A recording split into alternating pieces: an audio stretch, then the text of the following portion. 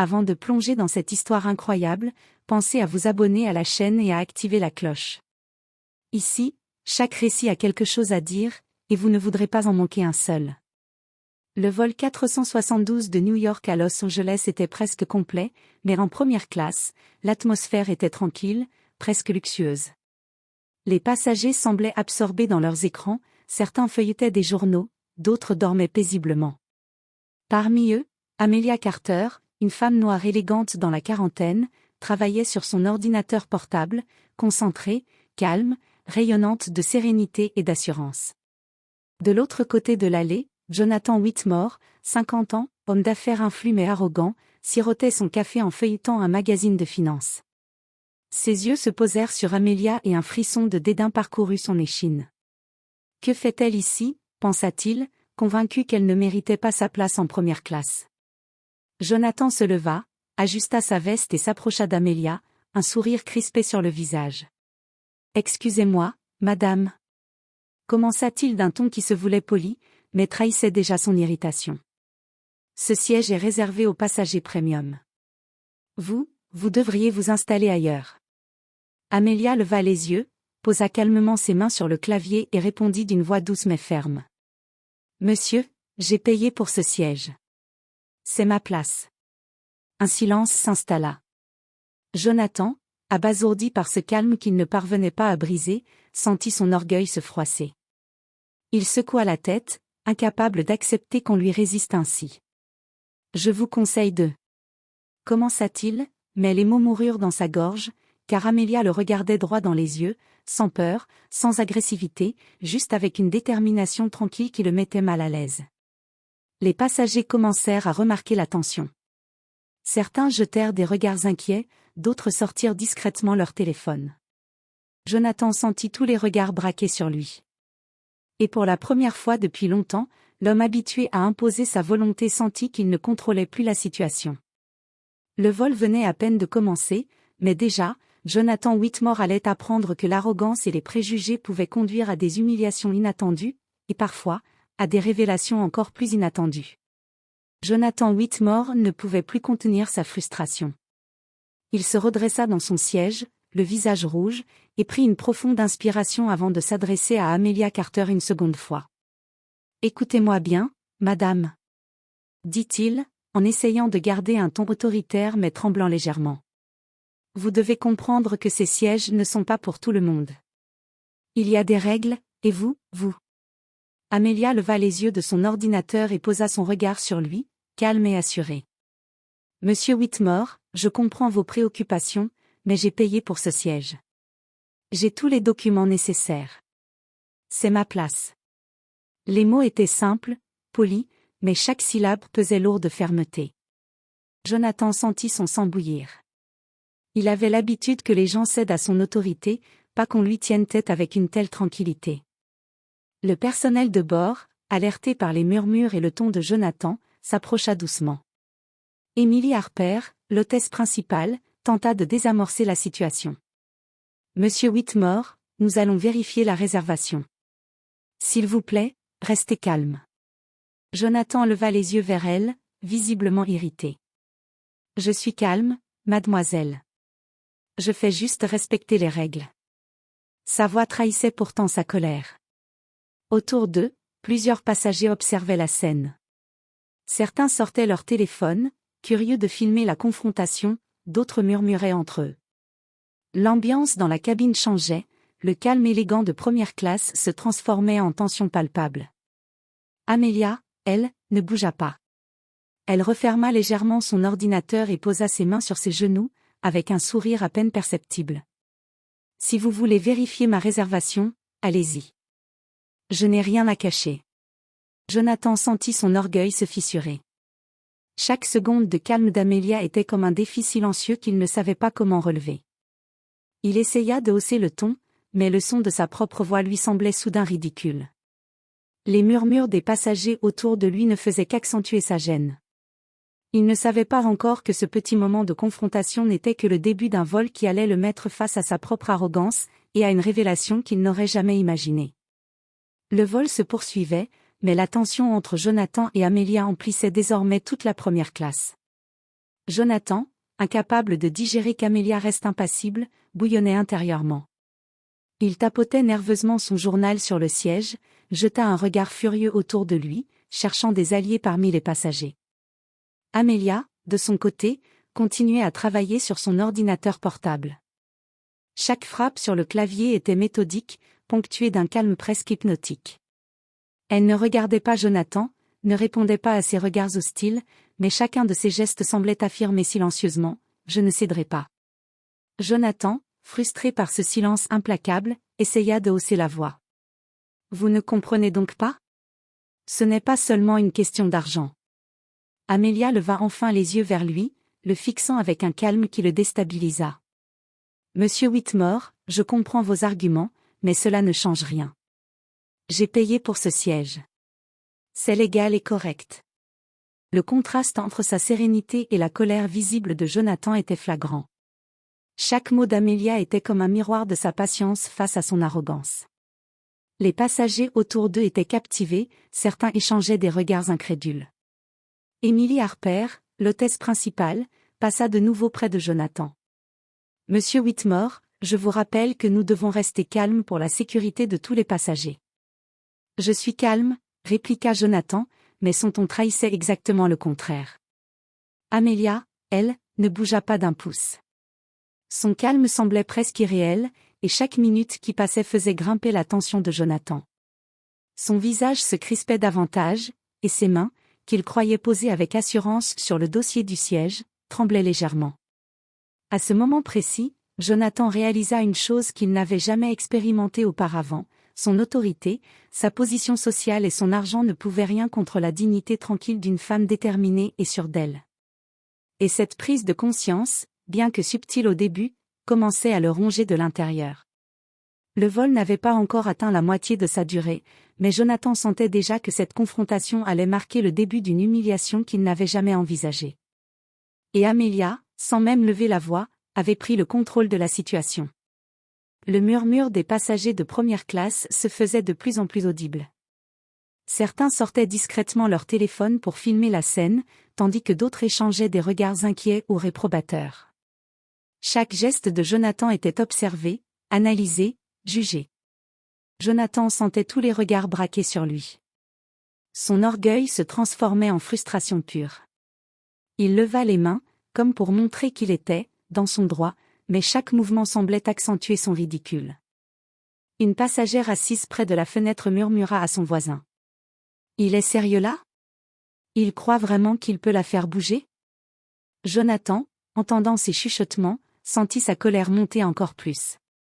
Il essaya de hausser le ton. « Vous ne réalisez pas à qui vous parlez. » Amelia, sans lever la voix, répondit calmement. « Monsieur Whitmore, je réalise parfaitement.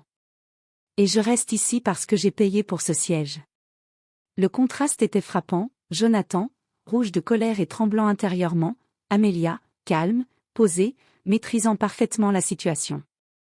Chaque mot qu'elle prononçait était comme un rappel silencieux de son impuissance. Emily Harper, l'hôtesse principale, s'approcha une nouvelle fois pour tenter de calmer Jonathan. « Monsieur Whitmore, je vous demande de rester assis et de respecter notre passagère. Toute perturbation pourrait entraîner des sanctions. » Jonathan se pencha vers elle, furieux. « Mais, vous ne voyez pas que c'est absurde ?» Emily croisa les bras et le regarda avec fermeté. « Non, monsieur Whitmore. Vous êtes celui qui perturbe le vol. » Autour d'eux, certains passagers commençaient à murmurer entre eux sur l'arrogance de Jonathan et le calme impressionnant d'Amelia. Une tension électrique flottait dans l'air. Jonathan sentit qu'il perdait le contrôle non seulement sur la situation, mais aussi sur la perception qu'avaient les autres de lui. Chaque minute qui passait faisait monter sa frustration à un point presque insoutenable. Pourtant, Amelia ne sciait pas. Elle continuait de taper sur son ordinateur, imperturbable, comme si le monde entier pouvait s'écrouler autour d'elle et que cela n'aurait aucune importance. Jonathan comprit lentement que cette confrontation n'était pas seulement un affront à son ego, elle mettait en lumière sa propre faiblesse et son arrogance. Et le pire, pensa-t-il, c'est qu'il était impuissant face à cette femme qu'il considérait à tort comme inférieure. À mesure que le vol avançait, la tension entre Jonathan Whitmore et Amelia Carter atteignait son paroxysme. Jonathan, rouge de colère et incapable de comprendre pourquoi Amelia ne cédait pas, sentit sa patience s'évaporer. Il se leva brusquement, attirant tous les regards des passagers. « Asseyez-vous » cria-t-il d'une voix qui se voulait autoritaire mais qui trahissait son agitation intérieure. « Vous ne réalisez pas à qui vous parlez. » Amelia leva les yeux calmement, sans quitter son écran des yeux plus de quelques secondes. Sa voix resta posée, mais chaque mot résonnait avec force. « Monsieur Whitmore, je vous écoute. Mais je vous rappelle que ce siège m'appartient légalement. Votre colère ne change rien. » La cabine entière retenait son souffle. Les murmures se faisaient plus nombreux, les passagers échangeant des regards étonnés, certains prenant discrètement des vidéos avec leur téléphone. Jonathan sentait la honte commencer à s'insinuer dans sa fierté, mais il refusait de l'admettre. Il pointa un doigt accusateur vers Amelia. « Vous osez me défier? Vous pensez que vous pouvez m'humilier ?» Amelia, impassible, leva les yeux et répondit. « Je ne cherche pas à vous humilier, monsieur Whitmore. Je cherche seulement à être respecté, comme tout passager ici. » À ce moment, Jonathan sentit une colère incontrôlable monter en lui. Chaque regard de passager semblait le juger, chaque murmure amplifiait son humiliation. Il balbutia des arguments confus sur le respect et les règles, mais aucun ne semblait cohérent. Amelia, quant à elle, ne sourcilla pas. Elle représentait le calme absolu, et ce calme rendait Jonathan encore plus furieux. Emily Harper, l'hôtesse principale, s'avança une fois de plus, cette fois avec une fermeté qu'il ne pouvait ignorer. « Monsieur Whitmore, je vous ordonne de rester assis. Toute perturbation supplémentaire sera signalée aux autorités. » Jonathan, incapable de contenir sa fureur, gronda. « Vous êtes tous contre moi. » Amelia, sans aucune animosité, répondit. « Je ne suis pas contre vous. Je ne fais que rester à ma place. » Ce simple mot, « rester à ma place », résonna dans l'esprit de Jonathan comme un coup de tonnerre. Pour la première fois, il sentit que son arrogance, son sentiment de supériorité et son préjugé avaient échoué. Il était confronté à une vérité qu'il n'avait jamais envisagée, son pouvoir et son influence n'avaient aucune emprise sur Amelia Carter. La confrontation était désormais complète. Jonathan Whitmore, homme habitué à imposer sa volonté partout, était réduit à un état de frustration et d'impuissance face à une femme calme et déterminée, dans le silence presque total de la cabine qu'il observait avec fascination. La tension dans la cabine ne faisait que croître. Jonathan Whitmore, toujours debout, sentait ses mains trembler légèrement alors qu'il tentait de maintenir une apparence d'autorité. Chaque passager le regardait maintenant ouvertement, certains avec étonnement, d'autres avec réprobation. Les téléphones continuaient de filmer, capturant chaque instant de son comportement arrogant. Emily Harper, l'hôtesse principale, s'approcha de lui avec un mélange de fermeté et de professionnalisme. « Monsieur Whitmore, pour la sécurité de tous les passagers, je vous demande de vous asseoir immédiatement. Toute perturbation supplémentaire entraînera des sanctions. » Jonathan inspira profondément, essayant de masquer sa colère et sa gêne. « Mais, je fais juste respecter les règles. » Emily le regarda droit dans les yeux, imperturbable. « Non, monsieur Whitmore. Vous perturbez le vol. » Amelia, assise tranquillement, leva à peine les yeux, comme pour dire « Ceci est mon siège, mon droit, et votre colère ne change rien. » Son calme impassible accentuait l'ombre de honte qui commençait à envelopper Jonathan. Chaque passager présent dans la cabine percevait désormais clairement qui avait raison.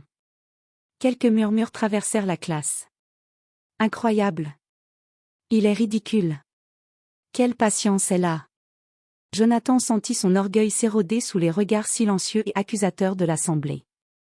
Il voulait crier, argumenter, prouver sa supériorité, mais aucun mot ne trouvait sa place.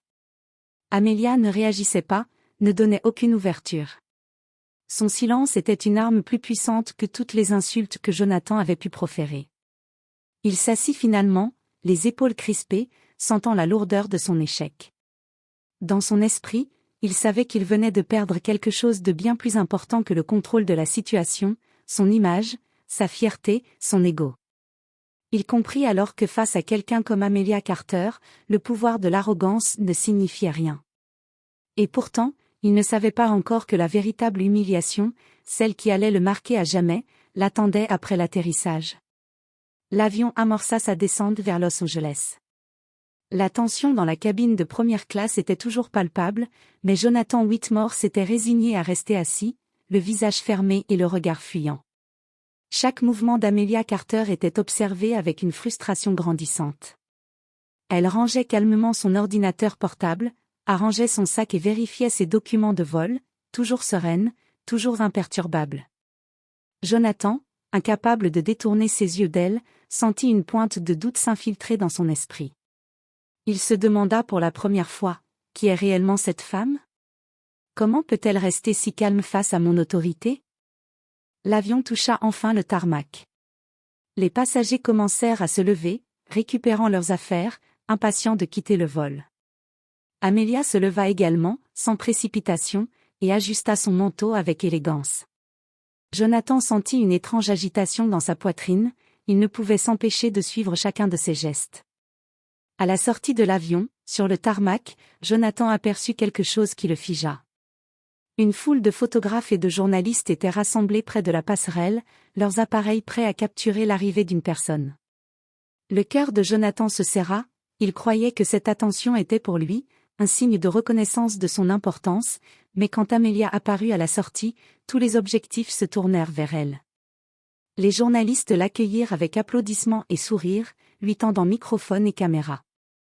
Les photographes la prenaient en photo sous tous les angles. Jonathan, bouche bée, sentit son monde s'effondrer. La femme qu'il avait tenté d'humilier n'était pas seulement une passagère ordinaire. Chaque pas qu'Amelia faisait sur le tarmac résonnait comme un rappel cruel pour Jonathan. Son arrogance, son préjugé et son égoïsme venaient de se heurter à une réalité qu'il n'avait jamais imaginée.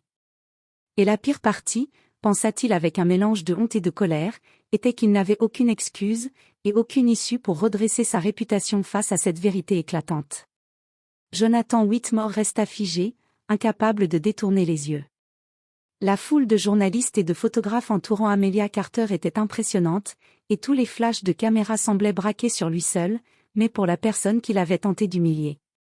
Alors qu'il tentait de comprendre, un journaliste s'avança avec un micro et lança. Madame Carter, félicitations pour votre récente initiative dans l'aviation et vos programmes d'égalité des chances. Comment vous sentez-vous après ce succès? Amelia, avec la même sérénité qui avait fait enrager Jonathan dans l'avion, répondit. Je suis honorée. Notre travail consiste à ouvrir des portes et à créer des opportunités pour tous, indépendamment de l'origine ou du statut social. C'est ce qui me motive chaque jour. Jonathan sentit un mélange de confusion et de panique le submerger. La femme qu'il avait humiliée n'était pas seulement riche et influente, elle était propriétaire d'une grande compagnie aérienne, figure médiatique respectée et philanthrope. Tout ce qu'il avait tenté de dénigrer dans l'avion n'avait jamais existé, sa prétendue infériorité était une illusion construite par son préjugé. Les passagers qu'il avait filmés dans l'avion avaient maintenant partagé les vidéos sur les réseaux sociaux. Jonathan regarda son téléphone, les images de sa colère, de son arrogance et de ses tentatives d'humilier Amelia circulaient déjà partout. Des centaines de commentaires dénonçaient son comportement, certains louant la patience et la dignité d'Amelia. Chaque flash de caméra, chaque voix de journaliste, chaque commentaire sur son téléphone était comme un marteau frappant son orgueil. Il comprit alors, douloureusement, que sa tentative d'humiliation avait complètement échoué, et s'était retournée contre lui. Jonathan sentit un mélange d'amertume et de honte monter en lui. Pour la première fois depuis longtemps, il n'avait aucun pouvoir. La femme qu'il avait crue inférieure venait de lui montrer, sans mots agressifs, la force de la dignité, du calme et de la réussite. Le choc était total. Jonathan Whitmore venait de réaliser que ses préjugés et son arrogance l'avaient conduit à s'humilier lui-même devant le monde entier, et que la véritable puissance ne résidait pas dans l'argent ou le statut, mais dans la maîtrise de soi et le respect des autres. Le lendemain matin, Jonathan Whitmore s'installa dans son bureau avec une tasse de café tremblante. L'écran de son ordinateur affichait déjà les titres des principaux journaux et les notifications de ses réseaux sociaux. Son cœur se serra à mesure qu'il parcourait les articles. Amelia Carter, une pionnière dans l'aviation et l'égalité des chances. Première classe, comment Amelia Carter inspire le monde. Un passager arrogant humilié face à une femme d'exception. Jonathan cligna des yeux, incapable de croire ce qu'il lisait. Partout, les images de sa confrontation dans l'avion circulaient, son visage rouge de colère, sa posture raide, ses gestes autoritaires, et la patience impeccable d'Amelia Carter, impassible, calme et maître de la situation. Des collègues et amis commencèrent à l'appeler, certains pour lui reprocher son comportement, d'autres pour lui demander ce qui s'était passé dans l'avion. Jonathan balbutia quelques explications, mais aucun mot ne semblait suffisant pour atténuer le scandale. Sur les réseaux sociaux, les vidéos de la scène devenaient virales. Les internautes louaient la dignité et le calme d'Amelia, dénonçant l'arrogance et le racisme implicite de Jonathan. Il regarda les commentaires avec un sentiment de honte croissante. Quelle leçon d'humilité! Bravo à cette femme pour sa patience incroyable. La prochaine fois, réfléchissez avant de juger quelqu'un par son apparence. Jonathan comprit alors que le monde entier voyait désormais la scène exactement comme elle s'était passée, et que son image, sa réputation et son ego venaient de subir un coup irréversible. Chaque mot, chaque geste qu'il avait fait pour intimider Amelia avait été enregistré et partagé, le rendant vulnérable et ridicule. Pour la première fois depuis des décennies, Jonathan Whitmore sentit une peur profonde, celle de perdre le respect de son entourage et de se rendre compte, enfin, que sa fierté et son préjugé avaient été ses pires ennemis. Assis seul dans son bureau, Jonathan Whitmore observait les notifications s'accumuler sur son téléphone. Chaque nouveau commentaire, chaque nouvelle vidéo partagée sur les réseaux sociaux ravivait un mélange de honte et de colère contre lui-même. Il réalisa enfin que sa tentative d'humiliation n'avait pas seulement échoué, elle avait été retournée contre lui, exposant son arrogance et ses préjugés à la vue de tous.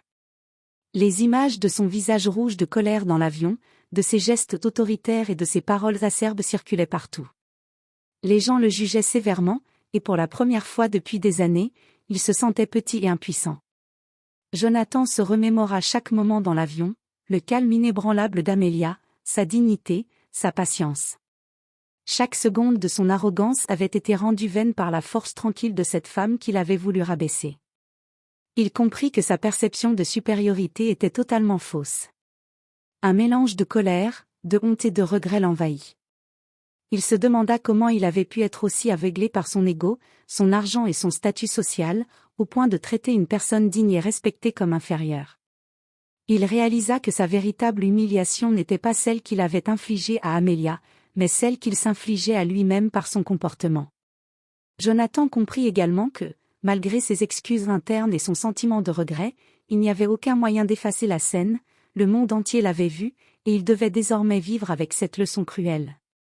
Pour la première fois, il se sentit vulnérable, forcé de réfléchir à ses préjugés et à la manière dont il jugeait les autres. Le pouvoir et l'argent qu'il avait longtemps considérés comme supérieurs ne pouvaient rien contre la dignité, la patience et le courage d'Amelia Carter. Et ce matin-là, Jonathan Whitmore comprit que certaines leçons, bien que douloureuses, sont inévitables et mémorables. Jonathan Whitmore resta assis longtemps, plongé dans un silence pesant. Son bureau, autrefois un lieu de contrôle et de pouvoir, semblait désormais étouffant. Les images et vidéos de son arrogance dans l'avion ne cessaient de défiler dans sa tête, et il comprit que sa réputation avait été durablement entachée. Amelia Carter, elle, poursuivait son chemin avec élégance et sérénité. Dans les médias, elle était célébrée pour sa réussite, sa vision et son engagement envers l'égalité des chances dans l'aviation. Sa dignité et sa patience avaient transformé ce qui aurait pu être une humiliation en un triomphe silencieux, un exemple inspirant pour des milliers de personnes. Jonathan réalisa qu'il avait appris, à ses dépens, une vérité essentielle: le pouvoir réel ne se mesure pas à l'argent ou au statut social, mais à la capacité de rester maître de soi, à la dignité face à la provocation, et au respect des autres. Sa tentative de dominer et d'humilier avait été un échec, mais elle lui avait enseigné la valeur de l'humilité et la force tranquille de ceux qu'il croyait inférieurs. Pendant plusieurs jours, Jonathan réfléchit à cette expérience. Chaque fois qu'il voyait une nouvelle vidéo ou un article sur Amelia, il sentait l'amertume de son erreur, mais aussi un profond respect pour cette femme qu'il avait sous-estimée. Finalement, il comprit que certaines leçons ne peuvent être données que par l'expérience directe, et que l'humilité est souvent le chemin le plus difficile mais le plus puissant vers la véritable sagesse. Amelia, sans jamais répondre à sa colère ni à son arrogance, avait laissé Jonathan seul face à lui-même, et ce silence était plus instructif que n'importe quelle confrontation. Dans le calme de sa victoire discrète, elle avait montré que la force véritable réside dans la maîtrise de soi, la dignité et le respect envers autrui. Jonathan Whitmore, pour la première fois, sentit la nécessité de changer, non pas pour être admiré, mais pour ne plus jamais se laisser guider par l'orgueil et le préjugé. Et cette prise de conscience, bien que tardive, marqua le début d'une transformation qu'il n'oublierait jamais.